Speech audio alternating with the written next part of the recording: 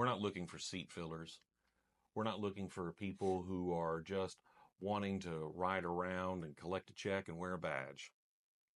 We're looking for law enforcement professionals who want to work hard every day, working cases and backing up their partners and helping their community get stronger and safer. If this is you, if that's what you're interested in, we're hiring at the Grayson County Sheriff's Office.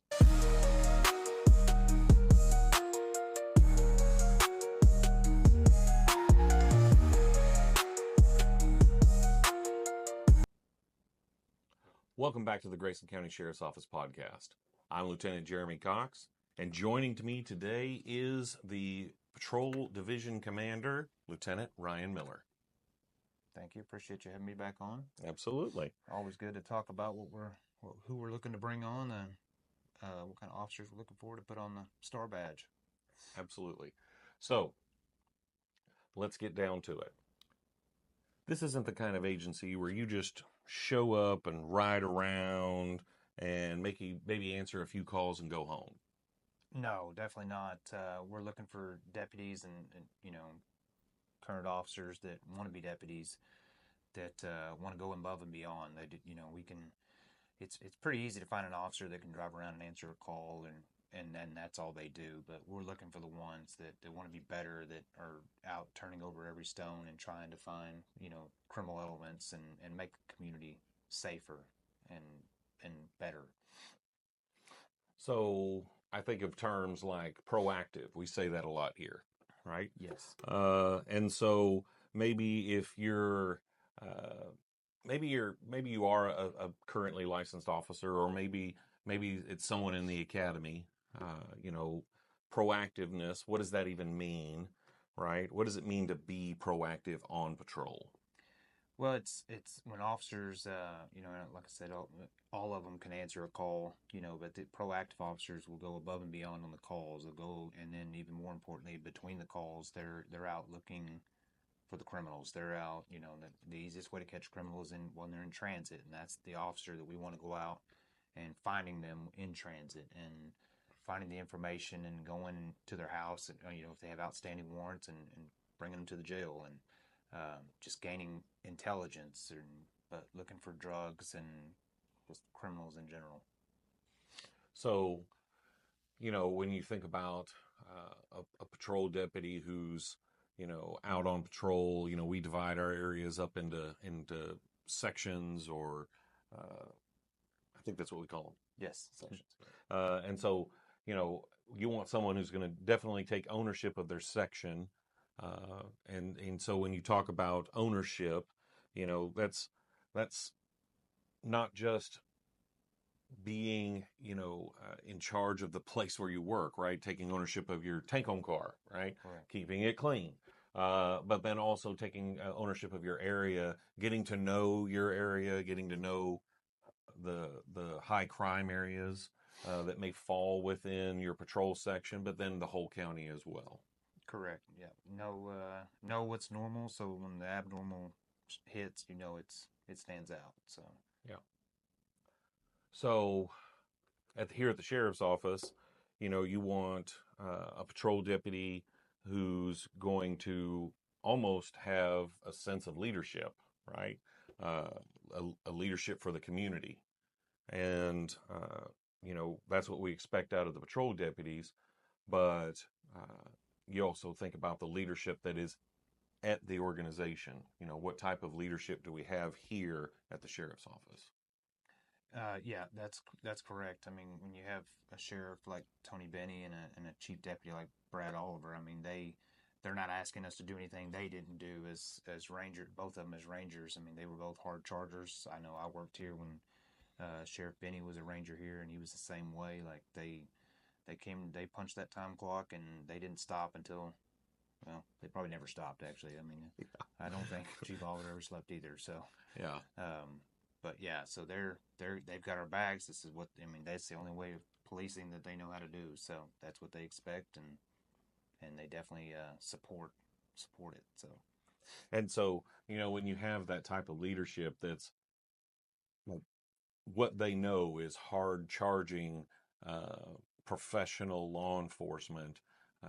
Not only do they demonstrate it, but then they can expect it and they know what it looks like when they see it. So I think that's something that we can't emphasize enough is that this isn't the sheriff's office where we're just trying to look good and to trying to look like we know what we're doing, look like we're trying to keep the community safe, but we're actually working every day to keep Grayson County safe and to be the most professional organization that we can be. And so that starts at the top and then works its way down. And when you've got, just like you mentioned, when you've got two leaders like Sheriff Benny and Chief Deputy Oliver, that does start at the top, and then it's going to flow down, right? Like that kind of leadership just flows down.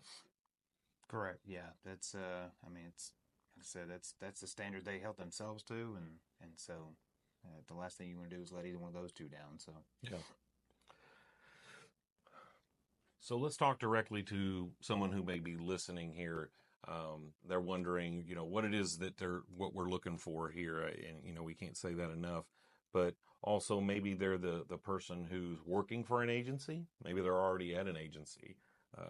Maybe they're at the academy and they're trying to figure out what they want to do. But speaking more specifically to the person who's already a peace officer, either here in Texas or in another state. Um, if they're frustrated, right?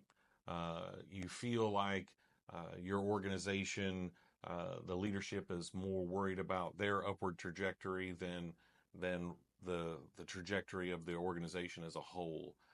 If your organization is you know saying one thing, doing another, but it seems like mediocrity is the bar. Don't get in too much. Don't stir up too much. And maybe you feel stifled, and again frustrated by that. You may be the type of officer that we're looking for, someone who's yearning to do good work. exactly, we're looking for that officer. It's a kind of a self starter, is internally motivated. And you don't need the supervisor breathing down your neck to go out there and do good work. Um, we want the ones that are they take pride in what they do, and they just don't know how to turn it off.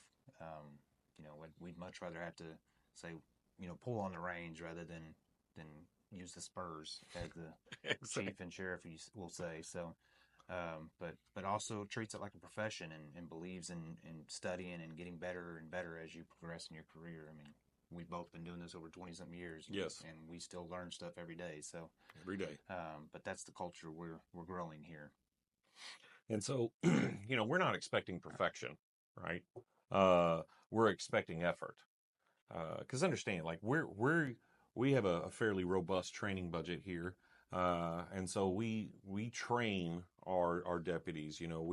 We invest in them, and so we've we put money into making these individuals the best they can be.